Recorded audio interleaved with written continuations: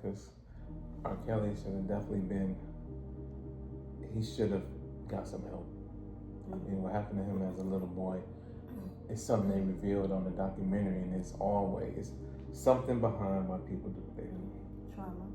Yeah, and people ignore that. And I'm not saying he shouldn't be punished for what he did, but I do think that that's a factor, that he's been abused and nobody's diving into that. You know what I mean? Right. I feel like they can make a documentary just about that, also about the abuse that made R. Kelly R. Kelly. Mm-hmm. Not letting him off the hook, but trying to make sure it's not an environment for somebody like this to thrive again.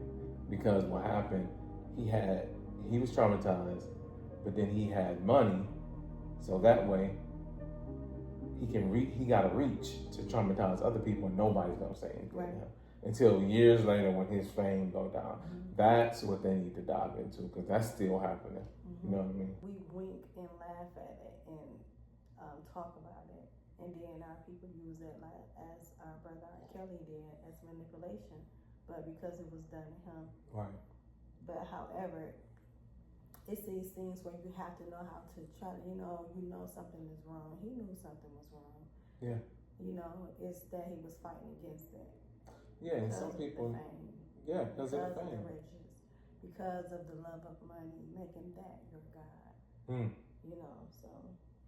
Yeah, and you gotta look with a side eye to the people who came out, who was there. That it's something to be said about people not saying nothing until the fire is on. Until the titty is taken out of their mouth. Until they're not being fed by this big machine.